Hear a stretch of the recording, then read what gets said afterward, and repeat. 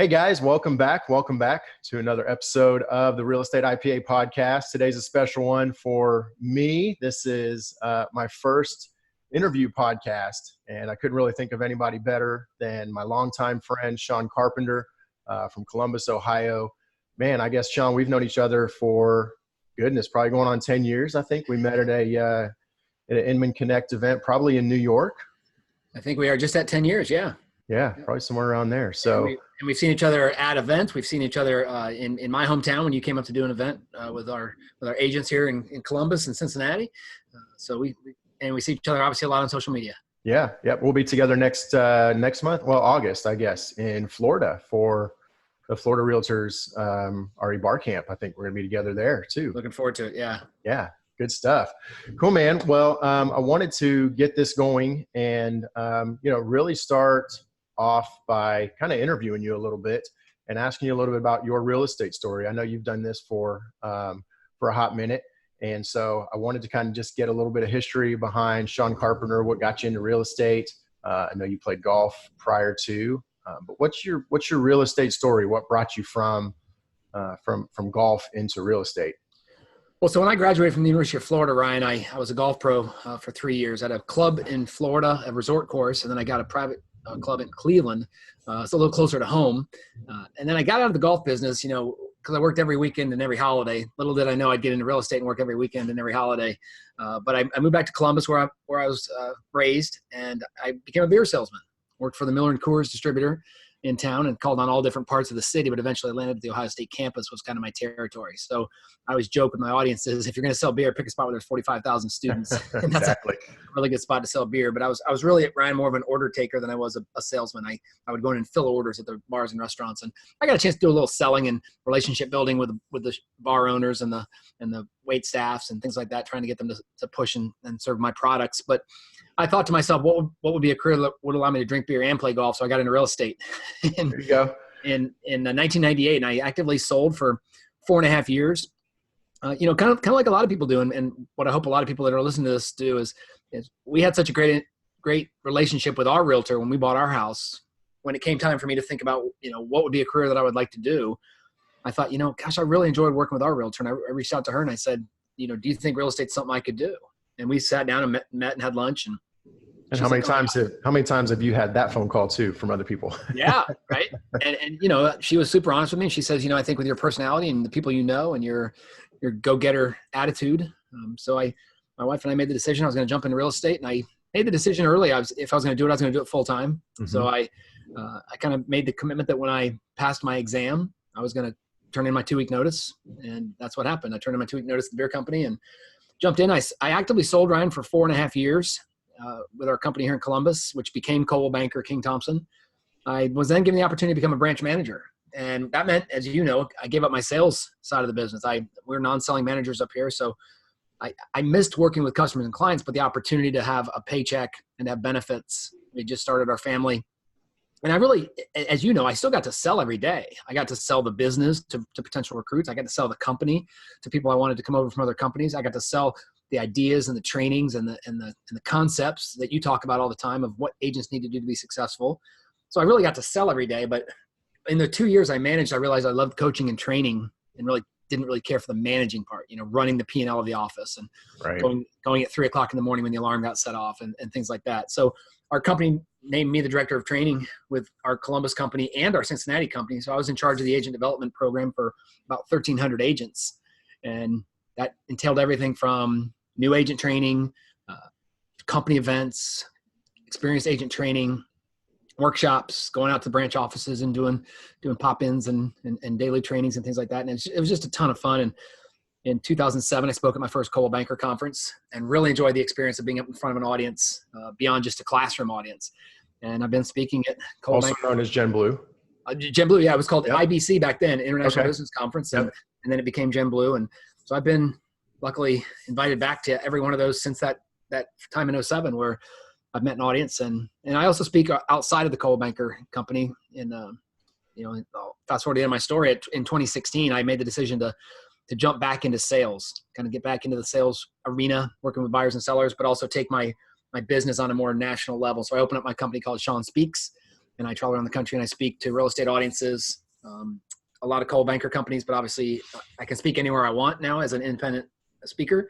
I do a lot of state association events, bar camps, and leadership retreats and things like that. So we're having a ton of fun doing that. So you and I kind of crisscross across the country and compare notes on airports and hotels and cities, and different brew pubs and things like that. But really enjoying what I do now. So I feel like there's some credibility, Ryan, when I'm up in front of an audience that I'm an active agent, that I was on a listing appointment last night, or that I have a buyer this weekend. And so some of the things I share and some of the examples aren't just, I've heard this works. I stand up there and I say, I know this works. Right. And a lot of the IPAs and a lot of things you talk about, tried and tested from both me and you and all the people we know in the business have been successful. Yeah. And I think that's important. Not that somebody who hasn't practiced real estate can't be a good coach, right? I mean, we know some very good coaches in real estate that never touched a contract in their life. But I think that what you're saying about the credibility part, I love that aspect of being able to personally connect with an agent when we're trying to problem solve, because it's something that we've experienced before. New things pop up in real estate all the time, right? And every day is a new day. Every transaction is a new transaction. But the fundamentals, the foundational principles of doing business will probably remain the same for a long time. And so I think that I love that credibility part where you're able to really connect with an agent when helping them build their business, or when you're speaking to an audience, and they can, kind of sit back and in their mind say, okay, this guy's been where I am. And he can speak to the things that I'm struggling with, or the challenges that I'm having, or the successes that I'm starting to see. So I love that. And I think that's probably a big piece of why we really connected as well, is because we both kind of led the same path to a certain extent, and being able to say, hey, I've been where you are. And now we're here in a position to help real estate agents find more success. So I love that. So and Ryan, my philosophy, that I had as an agent, as a manager, and certainly now as a speaker and a blogger, is three things: build relationships, solve problems, and have fun. Yep. I learned very early in my career that if I just focus on those three things every day, the closings, the contracts, the new clients, they'll take care of themselves. But if every day when I lay my head on the pillow, I can say to myself, did I build relationships today? Did I solve problems today? And did I have fun today? Then everything else takes care of itself. I love that. And so, that we talk about IPAs. And so those are your three big IPAs. Those are income producing actions on a higher scale, right? From a 30,000 foot. It's probably macro. Sure. Right. Yeah. But those are still your IPAs that when you said you lay your head down at the end of the day, you can say, I did my three things, right? Mm-hmm. I did my things. And now, of course, breaking those down is another thing. And I think you and I both talk a lot about how to start from the macro level and work down to those micro activities and those actions that everybody performs. And so that's kind of where I wanted to go with this is you've taught and personally performed IPAs in your business from a micro level and a macro level.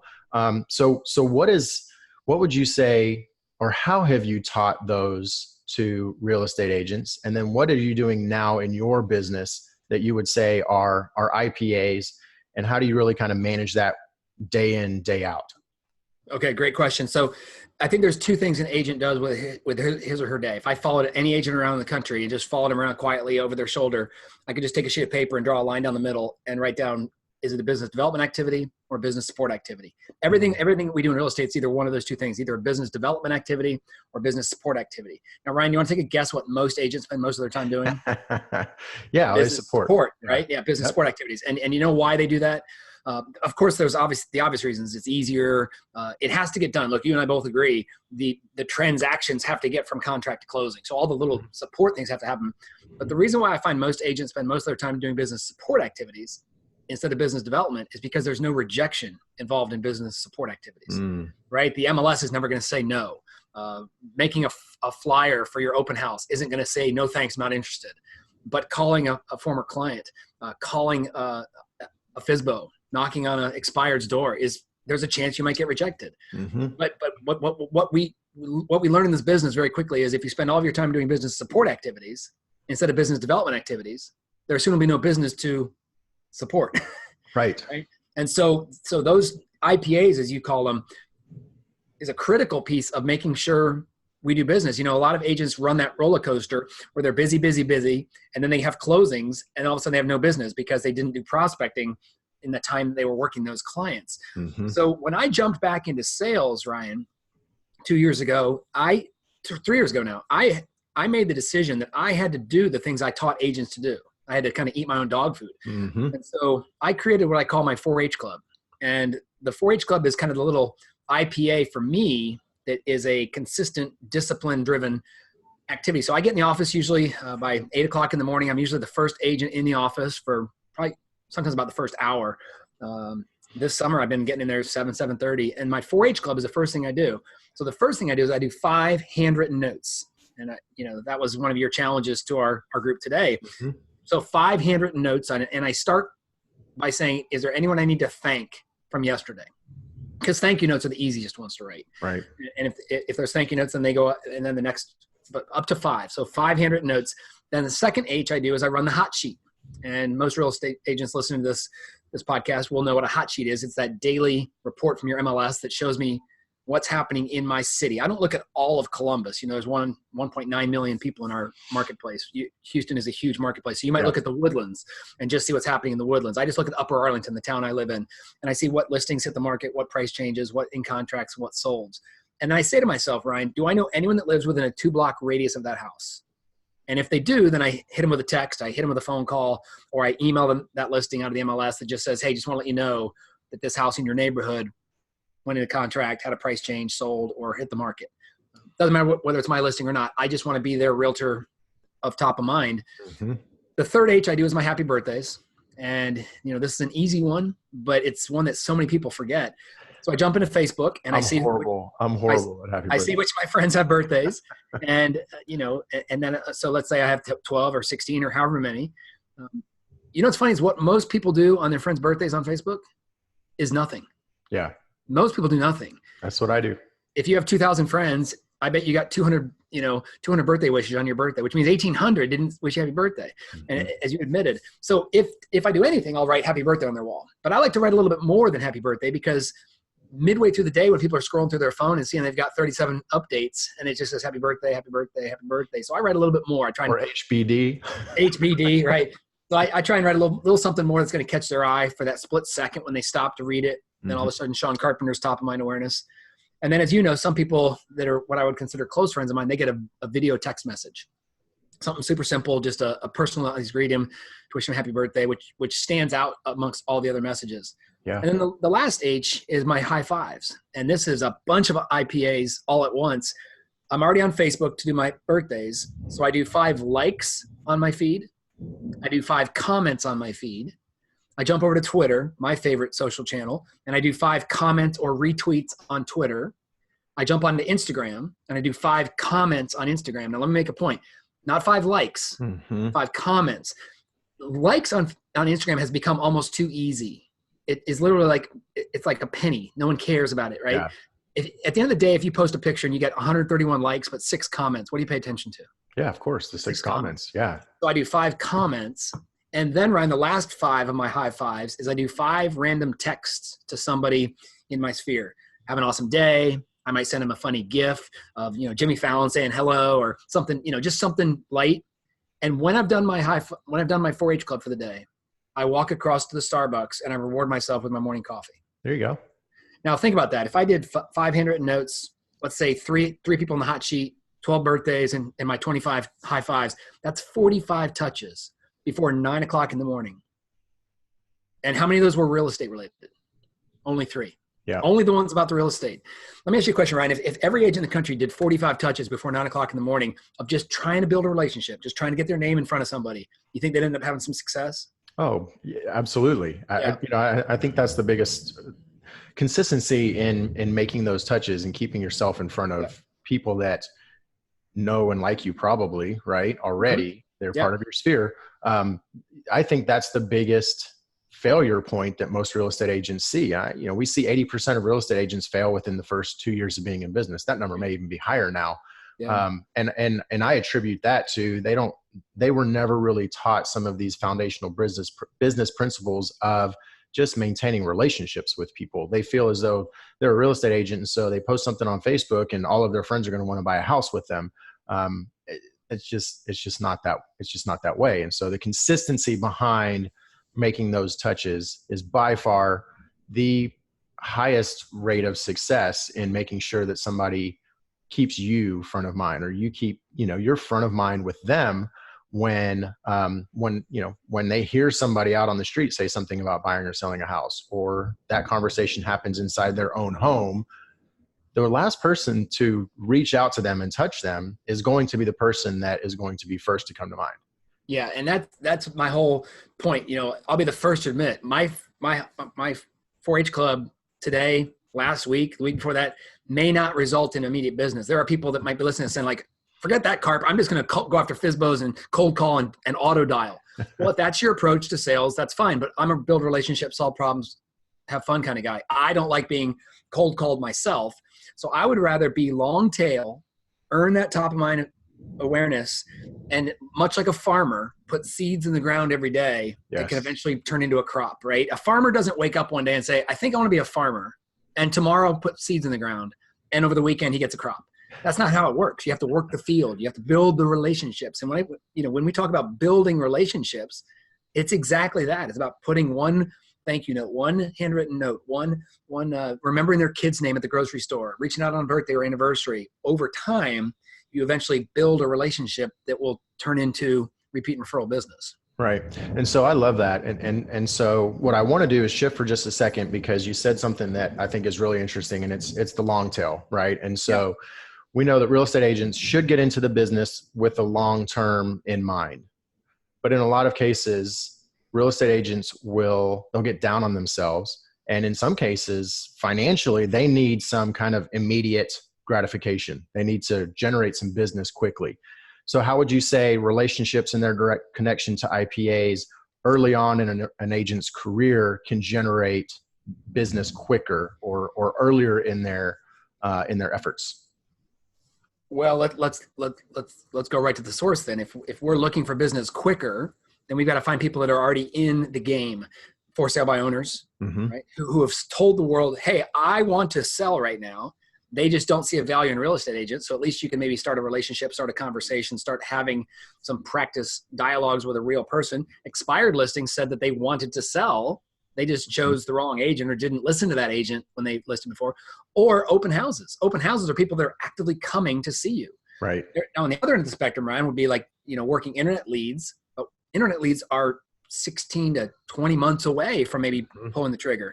So finding that happy medium of going to the business, going actively out and about, knocking on doors, income producing activities, right? Holding open houses, working for phone duty in your office,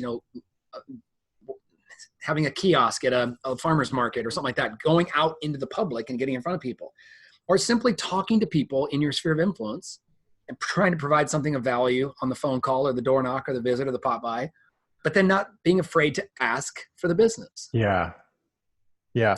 I think that's the business from them or the business from somebody they know. Right. And I think that's one of the biggest fears of people getting into real estate is they didn't get into real estate to quote unquote sell.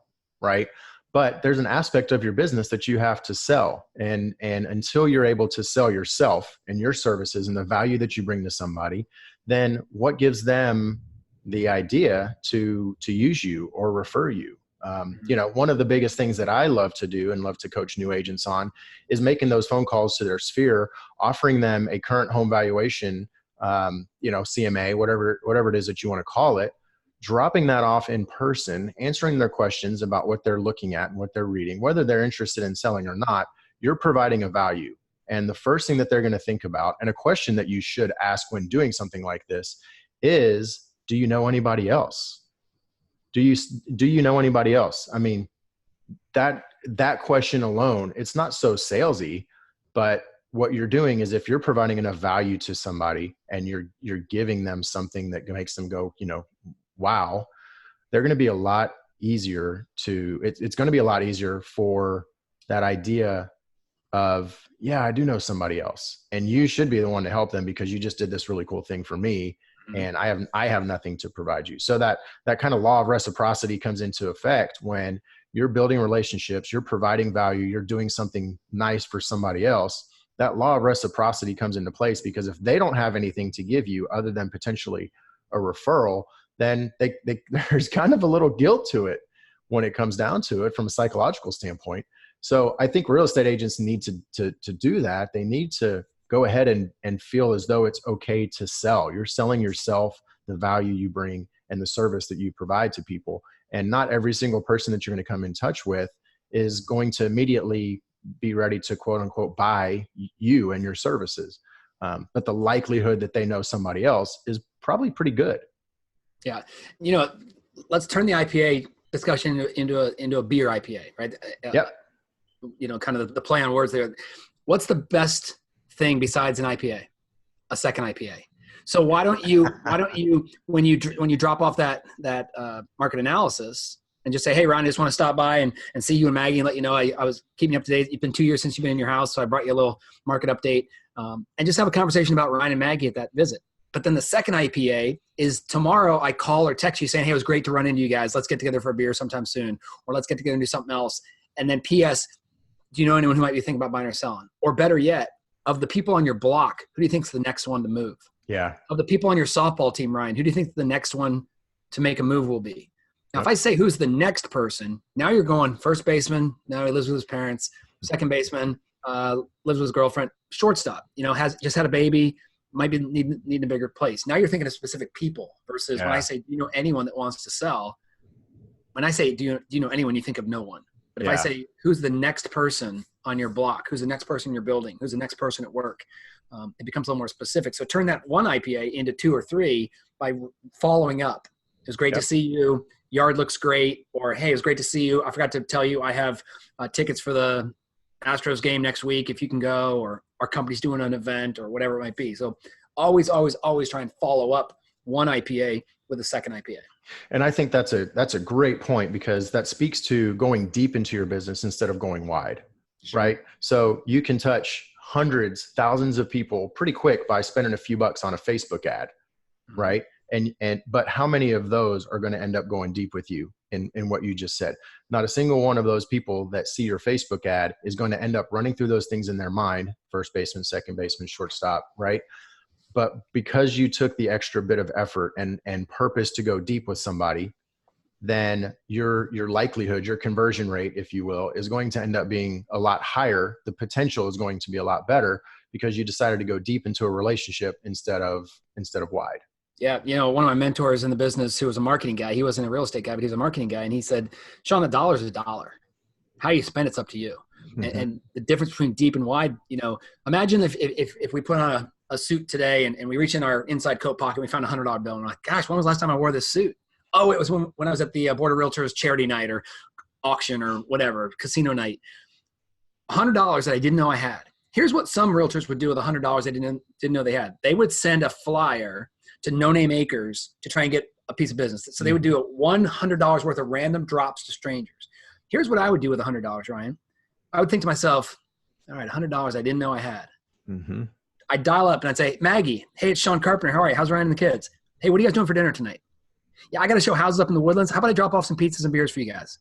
And that might cost me $35, right? Yep. Now I still have $65. So then I call my buddy Jeff and I say, hey, Jeff, do you still do your sales meetings on Wednesday mornings? Yeah, I got to be near the Board of Realtors for a class tomorrow morning. How about I drop off bagels for you in the office?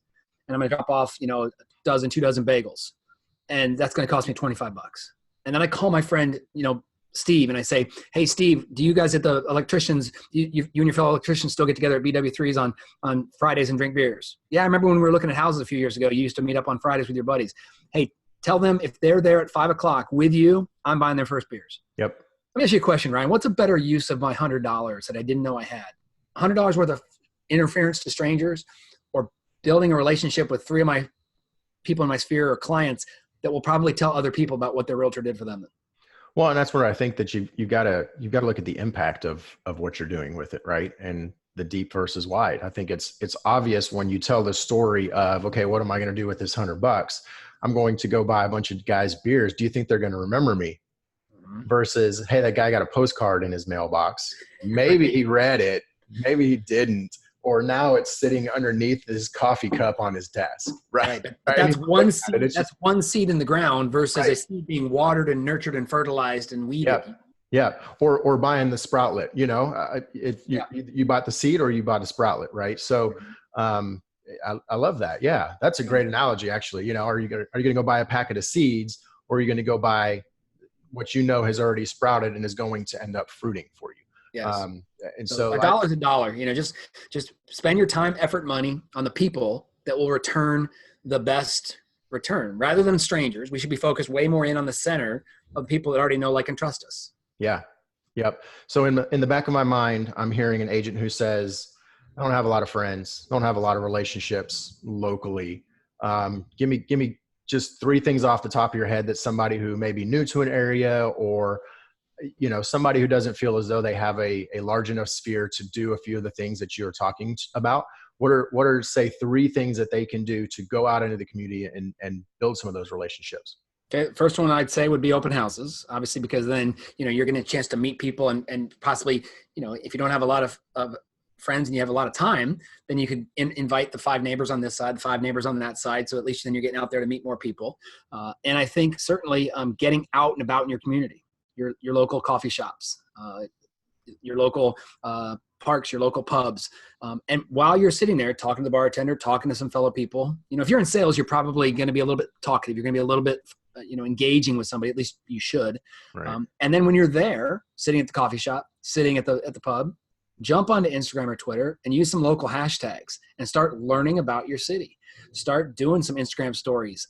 Become known as the person who walks around and introduces, pizza shops and parks and places like that. So when you start showing your expertise of the city, because look, if you're new to the area, Ryan, you're going to need to learn the city anyway. Right. Yep. So I would learn it by, a lot of people on Instagram are talking about this place. I've never been to this place. Let me go check that place out. And then maybe do a little report or tag people back or say, hey, thanks at, Ryan Bowcross 37.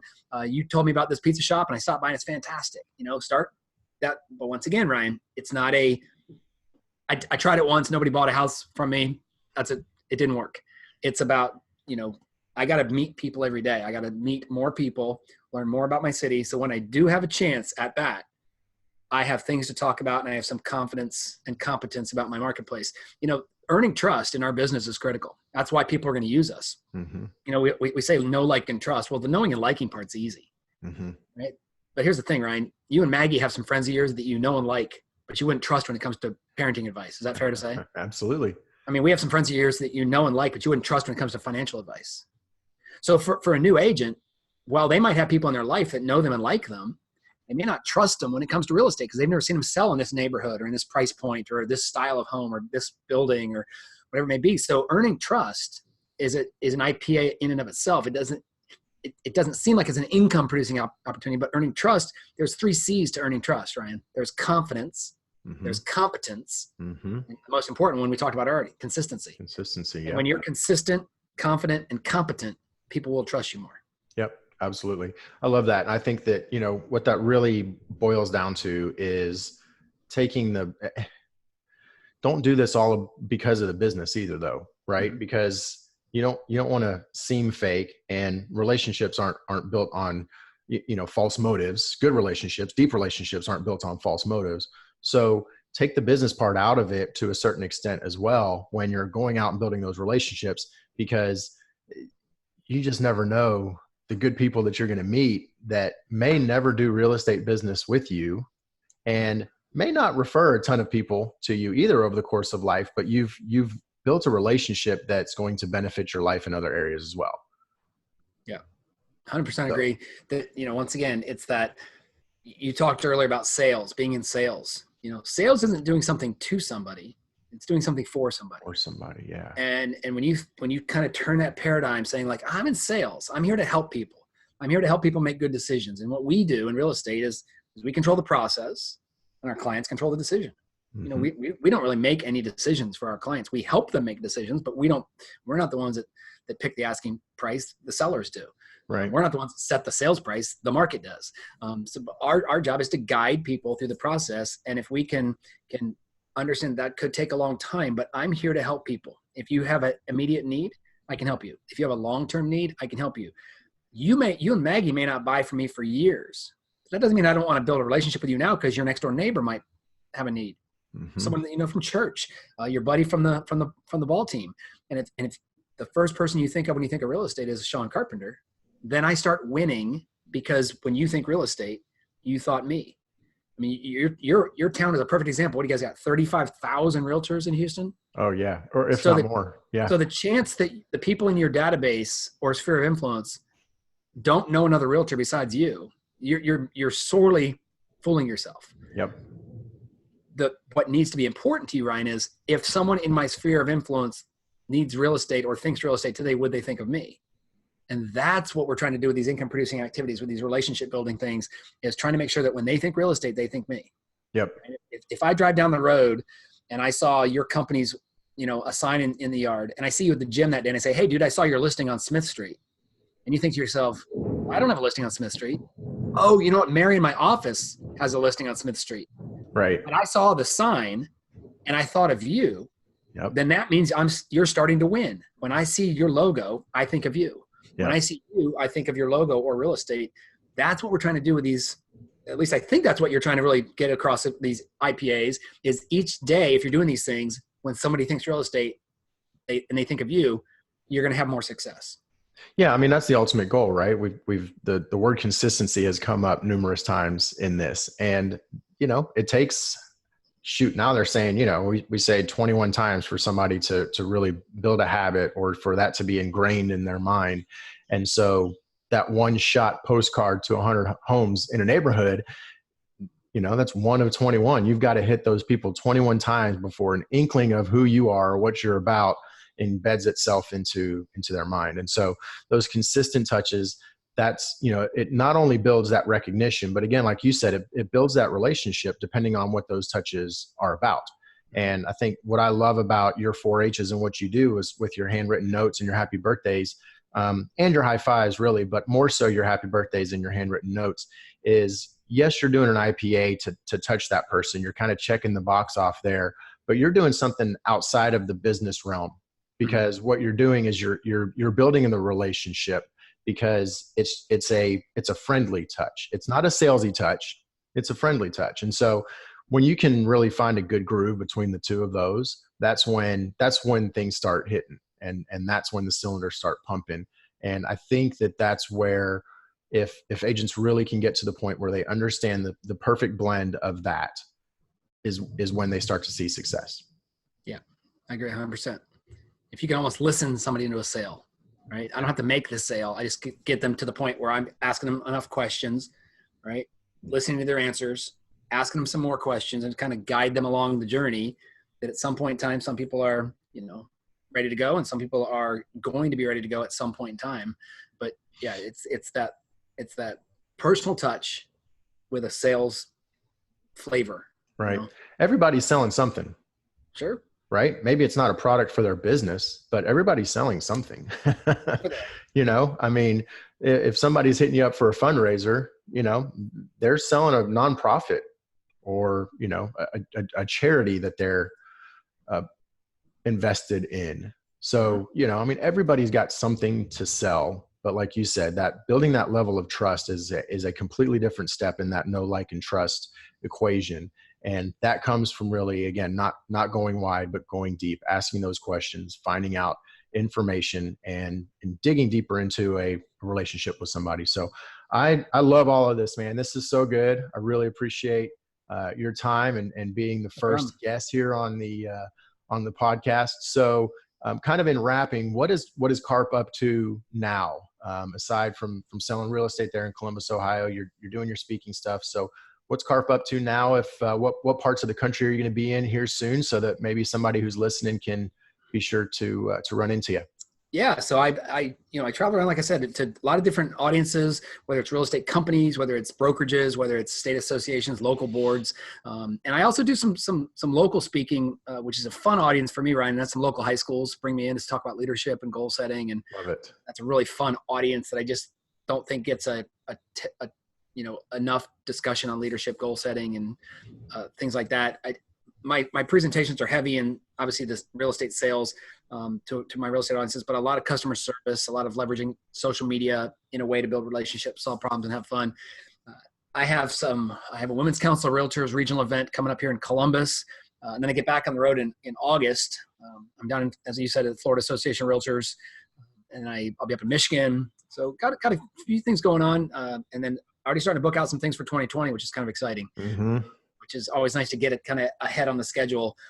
But I'm sure over the next few months, I'll have some things going on. I got a lot of, this month of July, I've got a lot of some real estate business kind of bubbling up, which is kind of nice to get some listings and some buyers going on. And then, I got a daughter who's heading back to her junior year of college at University of South Carolina. Riley is an elementary education major down there. So we'll get her moved into her new apartment with her buddies. And then, as I told you before we went on the air, my son Ryan is starting to look at colleges. He'll be a senior next year in high school. So we're starting to look at some colleges across the country, and then just trying to play some golf. And as you know, I do a podcast of my own called The Stare Down. Sports talk and real estate. So it's a couple buddies, Bill Risser and Todd Meiniger and Shea Brewer out of Portland. It's just 4 guys that get around every week, and we talk about the week that was in sports and the week that's coming. And we talk a little bit about real estate at the end of the day, just to kind of keep it honest. But so that's what we do. It's summertime here in Columbus, means a lot of golf with my son, and finding a patio in the evening to enjoy an IPA. Awesome. I love it. So lastly, how can people find you, get in touch with you, learn a little bit more about Carp out there? Well, my blog is called carpscorner.net. Carpscorner.net. I've been blogging for 10 years, Ryan. I'm over 900 blog posts. And so one thing I found with my consistency in my blog is that by writing a blog post every week, at least every week, I become a better writer. I tell stories on there. My audience is real estate agents, brokers, owners, any affiliates in our business, really anyone who's in sales. My message is not always real estate. There's some real estate tips in there, but really, as you know, as being a loyal reader of my blog, Ryan, it's every blog kind of ends with the build relationships, solve problems, and have fun. And it's kind of my sign off, but it's stories about, ways that you can become better, ways that you can build relationships, solve problems, and have fun. And one of the things I kind of, as I travel around the country or I look locally, is trying to capture people being what I call blog worthy, being worth talking about. Those people that are doing amazing things. Because I think, Ryan, when we're looking for people doing amazing things, we start doing amazing things ourselves. That's probably my favorite. That's probably my favorite thing about your blog is sharing those stories that you run across as you're out and about. And, not so much that it's just because of the stories are cool and they are awesome, but like you said, there's something we can learn from the way that other people do business outside of our industry. Of course. And the way that you're so good at building relationships, you can draw that information. You can draw fun things out of folks when you have that conversation. And I think there's so much to learn. Those stories are just so much fun. That's the first thing probably that drew me to your blog was reading some of those stories. So Thank you. I love it. Yeah. And sometimes I say sometimes people are blog worthy. Sometimes they're Facebook worthy. Sometimes it's Instagram or Twitter worthy. But it's a story worth telling. The lady I met at Starbucks last week, I kind of wrote a little Instagram story, which I shared over to Facebook, and that's another way people can connect with me, obviously on social media. You can find me on Facebook, Sean M. Carpenter, and on Twitter, my go-to, Sean Carp. And I'm also Sean Carp on Instagram as well. So I'd love for people to connect with me on those channels. Yeah, good deal. All right, man. Well, for those of you who were listening and heard the rumbling in the background, I apologize. I'm thankful that the power didn't go out through the course of this, but we had a really nice storm roll through. So hopefully the audio is good here. But Carp, man, I appreciate you spending some time with me today and being my first guest on the podcast. Good time, friend, man. I appreciate you and love you, brother. No problem, man. Keep doing what you're doing, man. I know you're making an impact to a lot of people, whether they're experienced agents and especially the new agents. I said it before. I'll say it in closing. Don't focus on the sales. Focus on building relationships, solving problems, and having fun. Awesome. Love it. Thanks, Carp.